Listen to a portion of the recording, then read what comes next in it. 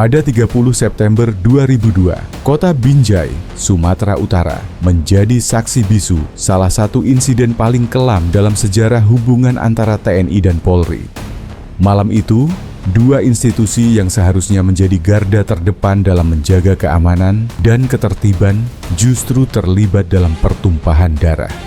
Bentrokan bersenjata pecah antara prajurit Batalion Infanteri Lintas Udara 100 dengan personel Satuan Brimob Polda Sumut.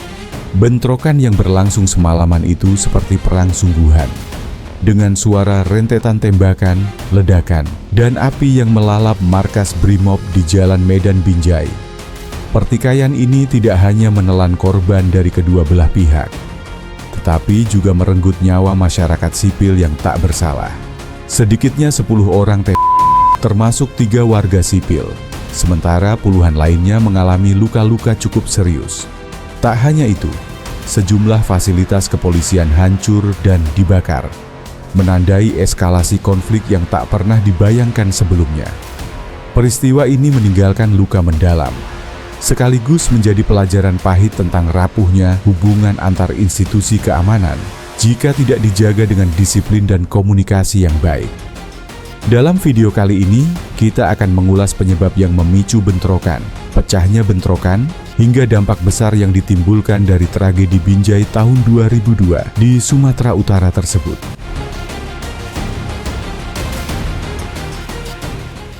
Penyebab pecahnya bentrokan bersenjata sebenarnya berawal dari hal sepele. Jadi, pada malam Sabtu, 28 September 2002, sekitar pukul 8 malam, seorang prajurit dari Yonif Linut 100 bernama Praka Arman mendatangi markas Polres Langkat di Jalan Hasanuddin, Kota Binjai. Tujuannya bukan untuk urusan dinas, melainkan karena seorang temannya bernama Marwan, seorang warga sipil asal Binjai. Ia ditangkap polisi dengan tuduhan terlibat kasus peredaran narkotika. Arman bermaksud menolong sahabatnya itu dengan cara meminta langsung kepada pihak kepolisian agar Marwan segera dibebaskan. Sesampainya di Mapolres, Arman menemui Kepala Satuan Reserse, Ajun Komisaris Polisi Togu Simanjuntak. Di hadapan Simanjuntak, ia dengan jelas menyampaikan permintaan agar Marwan dilepaskan dari tahanan.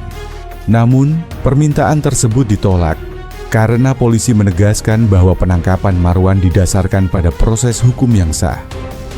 Penolakan ini membuat Arman merasa kecewa sekaligus tersinggung.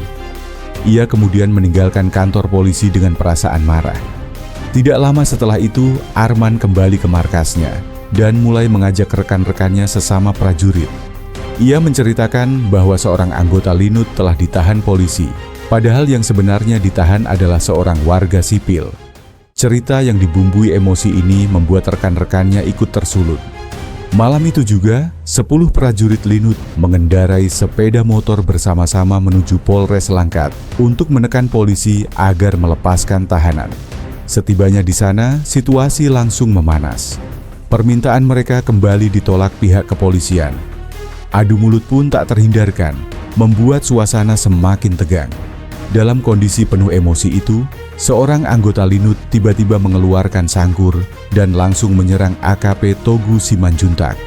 Serangan tersebut mengakibatkan salah satu telinga Simanjuntak putus. Melihat komandannya diserang, beberapa polisi langsung bereaksi dengan melepaskan tembakan ke arah prajurit Linut. 2 prajurit Linut terkena tembakan dan langsung tersungkur. Sementara 8 lainnya memilih melarikan diri meninggalkan lokasi. Dari peristiwa tersebut itulah kemudian berbuntut panjang dan memicu aksi balas dendam dari prajurit Linut 100. Akibat keributan pada Sabtu malam, Kodam Bukit Barisan segera mengeluarkan instruksi bahwa seluruh prajurit dilarang keluar markas tanpa izin. Menurut kesaksian Amru Daulay, sepanjang hari itu ia melihat para tentara di markas Linut berkumpul dalam barak masing-masing, sibuk membicarakan peristiwa penembakan terhadap Abdul Rahmat dan Hilman pada malam sebelumnya. Perlakuan aparat kepolisian yang dianggap meremehkan korps mereka membuat para prajurit Linut tersulut emosi. Sebagian besar merasa tidak rela jika harus terus berdiam diri. Dari situ muncul gagasan untuk melakukan pembalasan. Amru pun mengakui bahwa dirinya sepakat dengan rencana tersebut. Seperti biasa, setiap minggu pukul 9, seluruh prajurit melaksanakan apel untuk pengecekan pasukan yang sebelumnya mendapat izin bermalam. Malam itu, hampir semua prajurit hadir di halaman depan markas dengan seragam loreng hijau lengkap. Komandan Batalion Linut 100, Mayor Infanteri Matsuni, dalam wawancara dengan sejumlah wartawan 4 hari setelah peristiwa penyerangan, menceritakan bahwa dalam apel tersebut, ia memberikan pengarahan kepada ratusan anak buahnya. Ia menjelaskan rencana pengiriman 1 kompi pasukan Linut ke perbatasan Aceh 2 hari mendatang, sekaligus menyinggung peristiwa yang terjadi di Polres Binjai. Dengan tegas, ia memerintahkan anak buahnya untuk tidak melakukan tindakan apapun karena persoalan itu akan diselesaikan oleh para atasan. Kalau memang menganggap saya sebagai komandan sekaligus bapak kalian, tolong ingat, jangan sampai ada anggota yang keluar tanpa perintah saya, ucapnya. Usai apel, sebagian kembali ke asrama, sementara sebagian lainnya masih bertahan di sekitar barak Kompi Senapan A. Dalam dakwaan auditor militer disebutkan, para prajurit yang berkumpul itu kembali membicarakan rencana pembalasan. Malam itu juga mereka bertekad menyerang Polres Binjai. Kendala terbesar mereka adalah senjata, sebab semua persenjataan disimpan di gudang. Pratu Askar dan Pratu Syukir yang berada dalam kelompok itu berseru lantang, "Harus kita balas, tidak benar kalau kita diam saja." Serda Jalaluddin, komandan regu dari Kompi Senapan A, tampak paling bersemangat mendorong rencana tersebut. Ia menoleh kepada Amru Daulay yang ikut berkumpul dan berkata singkat, "Pasukan siap." Tanpa banyak bicara lagi, mereka bergerak menuju gudang senjata Kompi Senapan A. Lampu di sekitar lokasi dipadamkan. Dalam kegelapan, mereka menyekap Sertu Hasbullah yang sedang bertugas menjaga gudang. Kaki dan tangannya diikat menggunakan ikat pinggang, sementara kunci gudang diambil dari saku celananya. Begitu pintu terbuka, sekitar 100 prajurit menyerbu masuk. Mereka berebut mengambil senjata laras panjang secara serabutan. Ada yang mengambil senapan serbu SS-1, senapan mesin ringan Minimi, hingga GLM, lengkap dengan amunisinya. Amru Daulay sendiri mengambil 1 senapan SS-1, beserta 20 butir peluru. Masih menurut dakwaan auditor militer, Sertu Jalaluddin sempat melepaskan tembakan peringatan ke udara.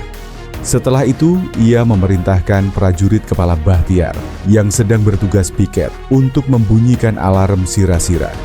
Sekejap kemudian, suara alarm meraung memecah keheningan malam.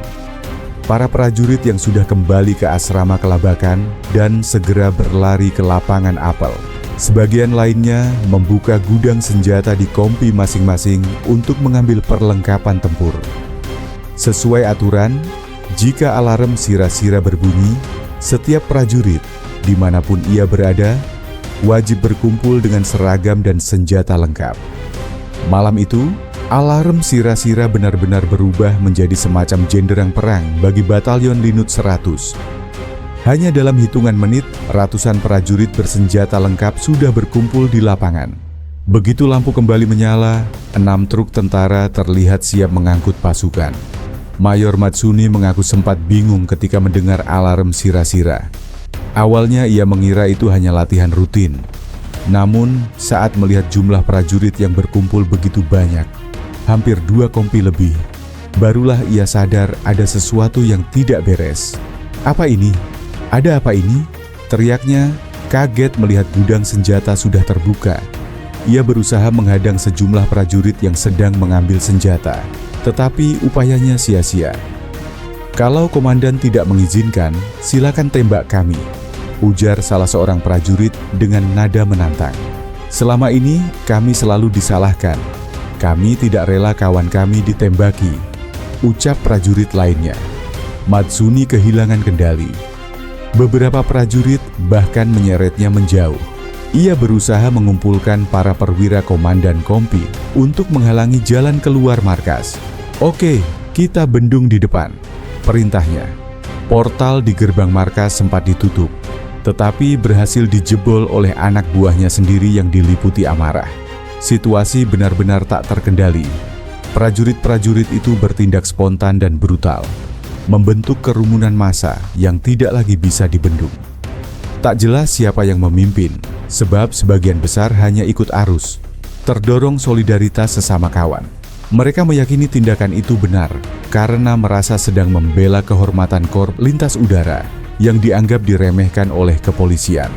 Pukul 22.15, truk pertama meninggalkan markas Linut, disusul oleh truk-truk lainnya. Jalan selebar 5 meter itu mendadak ramai dipenuhi deru kendaraan militer. Sebagian prajurit yang tidak kebagian tempat berinisiatif berjalan kaki. Sebagai pasukan tempur, mereka terbiasa bergerak dengan kemampuan infanteri, bahkan sanggup menempuh jarak hingga 40 km tanpa berhenti. Amru Daulay, dengan seragam loreng lengkap dan senjata di tangan, berada di bak belakang truk Reo bersama sekitar 20 rekannya. Tujuan mereka yaitu menyerang Polres Binjai. Sejumlah perwira sempat mengejar dengan motor trail untuk menghentikan rombongan, tetapi usaha itu sia-sia. Malam itu, sekitar 2 kompi gabungan, kebanyakan dari Kompi Senapan A dan Kompi B, bergerak keluar markas. Jumlah pastinya sulit diperkirakan, sebab banyak prajurit dari kompi lain yang bergabung secara spontan. Mereka diangkut dengan 6 truk militer, ditambah 1 truk pengangkut kelapa sawit kosong yang digunakan secara estafet. Sementara itu, Batalion Linut segera menghubungi Polres Binjai melalui telepon untuk memberi peringatan bahaya. Sekitar pukul 22.45, truk Reo yang ditumpangi Amru tiba di lapangan depan Poliklinik Militer di Simpang Bangkatan, hanya berjarak 100 meter dari markas Polres Binjai. Satu persatu truk lain menyusul. Para prajurit melompat dari kendaraan dan segera menyusun formasi penyerangan. Ratusan tentara terkonsentrasi di sekitar Polres Binjai. Sementara lainnya menyebar ke berbagai titik di kota dengan truk maupun berjalan kaki. Binjai malam itu belum sepenuhnya sepi menjelang tengah malam. Beberapa kendaraan masih lalu lalang dan kios-kios kecil, termasuk pedagang rokok di sudut jalan, masih beroperasi. Namun, begitu melihat ratusan tentara bersenjata lengkap datang bergerombol, warga segera bersembunyi. Prajurit-prajurit itu bahkan sempat memperingatkan para pedagang dan pengendara untuk segera menyingkir, sebab perang akan segera pecah. Sebagian prajurit Linut lebih dulu memblokir jalan yang menghubungkan Polres Binjai dengan markas Brimob Binjai, yang berjarak sekitar 4 km. Markas Brimob itu merupakan Kompi 4, Batalion A, Satuan Brimob Polda Sumut, yang terletak di jalan utama yang menghubungkan Binjai dan Medan. Logika para prajurit yang berjaga di sana sederhana. Bila Polres Binjai diserang, Brimob pasti akan datang memberi bantuan. Karena itu, jalur tersebut harus diputus lebih dulu. Sasaran utama tetaplah Polres Binjai. Ratusan prajurit Linut mulai menyebar. Mereka mengendap dan tiarap di balik pot-pot bunga yang berjajar di sepanjang jalan depan markas. Moncong senjata diarahkan ke gedung Polres yang letaknya sedikit masuk ke dalam. Kondisi markas tampak gelap. Polisi di dalamnya sudah mengetahui rencana penyerangan dan memilih bersembunyi. Jumlah mereka sekitar 50 orang. Tiba-tiba, seorang prajurit menembakkan peluru cahaya merah ke udara sebagai tanda dimulainya serangan. Tak lama, suara ledakan dari senjata pelontar menggelegar, menghantam atap markas polisi. Rentetan tembakan pun langsung membahana. Prajurit Linut 100 menembaki markas dari berbagai arah. Peluru berhamburan seperti hujan deras, menghantam tembok, papan nama, hingga kaca jendela yang pecah berantakan. Beberapa polisi sempat membalas tembakan dengan pistol, namun jumlah dan daya tembak mereka tak sebanding. Dalam kepanikan, sebagian besar memilih mundur dan melarikan diri. Dari kegelapan, Amru melihat rekan-rekannya terus melepaskan tembakan ke arah Polres. Jaraknya hanya sekitar 30 meter dari posisi mereka tiarap. Ia pun ikut menekan pelatuk. 1, 2, 3, 4 kali ia menembakkan senjatanya. Meski tak melihat sosok polisi di hadapannya, bangunan kantor menjadi sasarannya. Bentrokan pun pecah. Sementara itu, di Medan dan sekitarnya, perintah siaga diumumkan melalui radio panggil polisi malam itu. Pesannya singkat, Polres Binjai diserang Linut. Di markas Brimob Polda Sumut, Jalan Wahid Hasyim, Medan, puluhan anggota bersiap siaga. Permintaan bantuan dari Polres Binjai segera ditindaklanjuti. Bantuan pertama datang dari Brimob Kompi 4, Batalion A, Binjai. Sekitar pukul 23.40, iring-iringan truk dan sebuah mobil Suzuki Jimny berisi belasan pasukan Brimob meluncur menuju Polres Binjai. Namun, markas mereka hanya berjarak 1 km dari Bundaran Tugu, lokasi di mana prajurit Linut sudah berjaga sejak awal. Kontak senjata pun tak terhindarkan. Pertempuran berlangsung sengit, namun tidak seimbang. Jumlah prajurit Linut jauh lebih besar. Truk Brimob yang melaju menjadi sasaran empuk, dihantam rentetan peluru hingga porak-poranda. Di dalam truk Brimob, Ibda Tito Yuda Dharma yang duduk di bagian depan mengalami luka parah. Tak lama kemudian, Barada Heri Kurniawan dan Bribtu Ilham ikut tumbang setelah terkena terjangan peluru. Truk Brimob itu pun segera melarikan diri untuk menyelamatkan pasukan. Sekitar pukul 12 malam, iring-iringan kendaraan berangkat dari Medan menuju Binjai. Rombongan terdiri dari sebuah Suzuki Katana, truk Dina, dan APC atau mobil anti peluru yang membawa pasukan Brimob. Di atas truk Dina terdapat 17 personel Brimob. Ibda Hardi Caniago, Wakil Komandan Kompi 1, Batalion A, duduk di kursi depan bersama pengemudi, Barada Marwin Santosa. Sebelumnya, Caniago menerima telepon dari atasannya yang memerintahkan agar mereka segera mengevakuasi pasukan Brimob yang kabarnya ditembaki prajurit Linut. Marwin mengemudikan truk dengan kecepatan tinggi menyusuri jalan Medan Binjai yang tampak lengang malam itu. "Pelan sedikit, Win. Kalau dihadang, kita harus cepat berhenti," ujar Caniago memberi instruksi. Sesampainya di kawasan Diski, tepat di dekat Tugu Selamat Datang di Binjai, mereka mendapati kerumunan warga berdiri di pinggir jalan. Orang-orang itu berteriak-teriak sambil melambaikan tangan, meminta truk berhenti. "Berhenti! Berhenti! Jangan masuk, ada perang!" teriak mereka memperingatkan. Namun truk tetap melaju. Sementara itu, mobil Suzuki Katana yang hanya berisi 3 personel Brimob sudah tak terlihat lagi karena berangkat lebih dulu. Sekitar 1 km menjelang markas Brimob Binjai, Caniago memberi perintah, "Win, kita langsung masuk ke batalion." "Siap, Endan," jawab Marwin sambil menekan pedal rem, memperlambat laju kendaraan. Kata Endan merupakan sapaan singkat untuk komandan yang lazim dipakai di kalangan TNI maupun Polri. Dari kejauhan, markas Kompi 4, Batalion A, Brimob Sumatera Utara, sudah tampak terang benderang oleh lampu sorot yang terpasang di beberapa sudut halaman. Markas itu dikelilingi lapangan luas, dengan bangunan kantor dan sebuah masjid kecil di bagian depan. Sementara rumah-rumah dinas prajurit berada jauh di belakang. Tepat di depan markas, berderet rapat rumah-rumah penduduk. Jalan Medan Binjai yang membentang di depannya selebar 10 meter, dipisahkan oleh median jalan berupa tembok setinggi setengah meter. Malam itu, di markas Kompi 4 Brimob, hanya ada 1 peleton minus, sekitar 20 orang. Sebagian besar pasukan sedang mengikuti latihan di Sibolangit untuk persiapan operasi ke Aceh.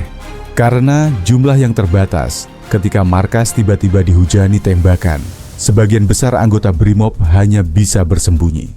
Rumah-rumah penduduk di sekitar markas tampak gelap, begitu pula jalan di depannya. Tidak ada tanda-tanda mencurigakan saat truk Dina yang ditumpangi 17 personel Brimob mendekat. Namun mendadak, rentetan tembakan memecah keheningan malam. Dari balik tembok median jalan, prajurit Linut yang bersembunyi langsung menghujani truk dengan peluru. "Rem, Win!" teriak Caniago kepada sopirnya. Namun Marwin tidak menjawab. Tubuhnya diam, kepalanya tertunduk di atas setir. Truk tetap melaju lurus tanpa kendali. Caniago dengan sigap meraih kemudi, membanting setir ke kiri hingga truk naik ke trotoar dan berhenti melintang menutup setengah badan jalan.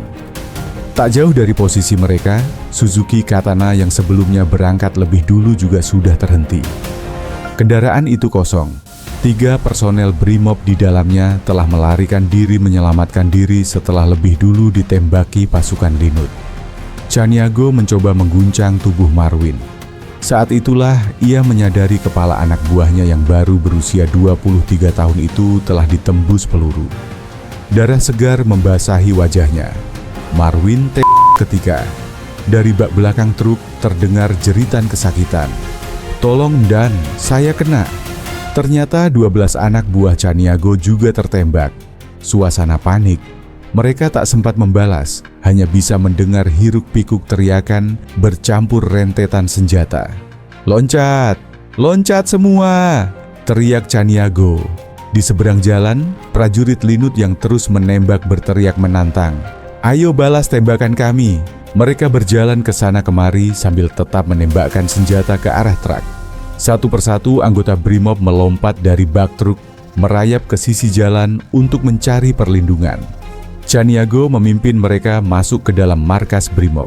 Semua berhasil menyelamatkan diri, kecuali Marwin yang tertinggal tanpa nyawa di kabin truk Dina. Penyerangan terhadap Polres Binjai berlangsung tanpa perlawanan berarti. Beberapa prajurit Linut mulai merasa situasi aman. "Aman, tak ada balasan," ujar seorang tentara. Mendengar itu, rentetan tembakan pun dihentikan. Mereka kemudian masuk ke dalam markas polisi, mengobrak-abrik isi kantor, serta membakar sejumlah sepeda motor dan mobil yang terparkir di halaman. Tak ada seorang pun polisi yang tampak. Ada yang bersembunyi di kolam ikan, sebagian lainnya melarikan diri entah kemana. Tiba-tiba seorang tentara datang memberi kabar, BRIMOB dari Medan sudah datang. Sekarang mereka kontak senjata di Tugu. Tugu yang dimaksud berada di tengah kota Binjai, lokasi terjadinya baku tembak pertama antara pasukan Linut dan BRIMOB. Mendengar kabar itu, sebagian besar tentara segera meninggalkan Polres Binjai. 2 truk reo membawa mereka menuju lokasi. Amru ikut naik bersama kawan-kawannya. Di Tugu, kontak senjata sengit sudah terjadi. Beberapa anggota Linut terkena tembakan. BRIMOB datang dengan kendaraan rantis berlapis baja, lengkap dengan senjata otomatis di atasnya.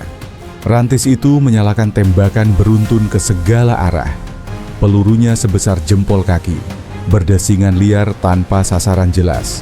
Baku tembak antara BRIMOB dan Linut berlangsung cukup lama. Amru Daulay yang bersembunyi di samping rumah warga dekat markas BRIMOB melihat rantis itu melaju kencang. Dentuman senjata otomatisnya membuatnya terpaksa menjatuhkan diri dari tembok untuk menghindari peluru yang berterbangan. Ia bahkan terpaksa melompati parit hingga lututnya memar saat hendak membalas tembakan. Namun rantis itu akhirnya mundur kembali ke medan. Rupanya tak sanggup menghadapi gempuran pasukan Linut. Tak lama kemudian, sebuah truk reo datang. Seorang tentara turun sambil berteriak, "Hai, Para! Siapa yang punya golongan darah A?" Para adalah sandi panggilan untuk anggota Linut. Rupanya ada prajurit yang terluka parah dan membutuhkan donor darah. Jumlah pasti korban malam itu tidak jelas. Ambulans dari Medan yang dikerahkan untuk mengevakuasi anggota BRIMOB yang terluka tertahan di simpang jalan masuk markas Arhanud Rudal 11 Binjai, sekitar 500 meter dari markas BRIMOB. Di sana, pasukan Arhanud berjaga dan memblokir jalan agar tidak ada warga sipil mendekat ke lokasi baku tembak. Sejumlah wartawan dari media cetak, radio, televisi, maupun online hanya bisa bertahan di titik itu sepanjang malam, memantau situasi dari jauh. Suasana Binjai benar-benar mencekam, dan seperti sedang terjadi perang sungguhan. Warga yang tinggal di sekitar markas BRIMOB hanya bisa tiarap di dalam rumah mereka, takut keluar karena desingan peluru yang terus terdengar. Beberapa mobil warga sipil yang kebetulan melintas di dalam kota Binjai ditembaki oleh prajurit Linut. Korban sipil pun berjatuhan. Tidak ada upaya serius untuk menghentikan aksi brutal tersebut. Amru Daulay sempat mendengar kabar dari seorang temannya. Sebentar lagi panser yang membawa Pangdam datang. Jangan ditembaki. Namun, Pangdam 1 Bukit Barisan Mayor Jenderal Idris Gasim tak pernah muncul di lokasi malam itu. Panser kavaleri yang datang dari Medan hanya melintas tanpa berhenti. Pejabat Kodam yang benar-benar turun ke lapangan hanyalah asisten Intel, Kolonel Iwan Prilianto. Tetapi ia pun tak mampu berbuat banyak. Sepanjang malam, rentetan tembakan terus terdengar. Sesekali berhenti, namun tak pernah lebih dari setengah jam. Prajurit Linut duduk-duduk di jalanan, menguasai kota hingga Senin pagi. Sekitar pukul 6:30, saat fajar mulai menyingsing, pasukan Linut melakukan pembersihan lokasi pertempuran. Mereka yang semula bertahan di jalanan beralih masuk ke markas Brimob. Kantor bagian depan sudah hancur akibat tembakan senjata otomatis dan senjata berat. Mereka kemudian membakar kantor beserta kendaraan yang ada di halaman, termasuk Suzuki Katana dan truk Dina yang sebelumnya melintang di jalan. Asap hitam pekat mengepul tinggi ke langit Binjai. Ketika warga mulai ramai keluar rumah pagi itu, tentara Linut perlahan mundur. "Balik, orang-orang sudah banyak," teriak seorang prajurit. Mereka bergerak berkelompok, menarik diri dengan berjalan kaki, sesekali melepaskan tembakan ke udara. Tidak lama kemudian, sekitar 20 pasukan Brimob dari Medan tiba. Mereka bergerak menyisir jalan menuju markas. Satu persatu korban mulai ditemukan. Tubuh Barada Marwin Santosa tergeletak di jalan tak jauh dari truk Dina yang hangus terbakar. Entah siapa yang menurunkannya dari kabin, namun uang dan telepon genggamnya sudah hilang. Ibda Tito Yudhadharma dan Bribtu Ilham ditemukan tak bernyawa di sebuah jalan kecil di samping markas Brimob. Keduanya sempat dievakuasi oleh rekan mereka saat masih terluka. Tetapi karena situasi dikepung prajurit Linut, mereka akhirnya ditinggalkan. Tito dan Ilham akhirnya kehabisan darah. Sementara itu, jasad Barada Heri Kurniawan ditemukan di depan Masjid Agung Binjai. Sekitar 20 anggota Brimob lainnya yang terluka akhirnya keluar dari tempat persembunyian mereka. Dalam kondisi marah dan penuh emosi setelah melihat rekan-rekan mereka gugur, beberapa anggota Brimob melampiaskan dendamnya pada seorang prajurit Arhanud Rudal, Praka Purwanto, yang kebetulan berada di jalan saat Brimob masuk ke Binjai. Padahal Purwanto sama sekali tidak terlibat dalam penyerangan itu. Ia dipukuli lalu ditembak mati Brimob. Pagi itu, ketegangan belum juga berakhir. Di Polres Binjai yang sudah kosong, puluhan warga mulai menjarah barang-barang kantor. Hiruk-pikuk pecah, pintu tahanan jebol, dan sebanyak 61 orang narapidana melarikan diri. Lewat pukul 7, Kapolres Binjai AKBP Mulyi Karnama memerintahkan sekitar 40 anak buahnya mencari perlindungan di pendopo wali kota dekat lapangan Merdeka. Mereka menempuh jalan belakang, melewati gang-gang sempit rumah penduduk untuk menghindari prajurit Linut yang masih bercokol di pusat kota. Para polisi itu ketakutan, sebab mereka memang tidak dilatih untuk berperang, melainkan hanya menghadapi warga sipil. Namun, tanpa diduga, sejumlah tentara Linut ternyata sudah berada di sekitar rumah wali kota. Kontak senjata kembali pecah. Dalam kepanikan, banyak polisi yang melompat ke sungai untuk menyelamatkan diri. Tak seorang pun menyadari, Brigadir Polisi Ridwan Hayat dan Bribtu Satria Sembiring Hanyut terbawa arus deras. Keduanya kemudian ditemukan Kontak senjata yang berlangsung semalaman itu menelan korban jiwa tidak sedikit. 10 orang dinyatakan tewas, terdiri dari 4 anggota Brimob, 2 anggota Polres, seorang prajurit TNI, serta 3 warga sipil yang kebetulan berada di sekitar lokasi.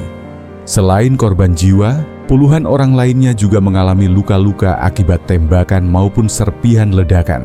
Kerusakan parah terlihat di markas Brimob Kompi A Binjai dan Polres Langkat. Gedung-gedung itu porak-poranda dihantam rentetan senjata api dan ledakan granat. Dinding-dinding penuh lubang bekas peluru. Sementara halaman Polres dipenuhi bangkai kendaraan. Sebanyak 14 mobil dan belasan sepeda motor hancur, sebagian hangus terbakar. Pemandangan itu membuat suasana kota semakin mencekam. Sementara warga sipil di sekitar lokasi diliputi rasa takut dan trauma mendalam.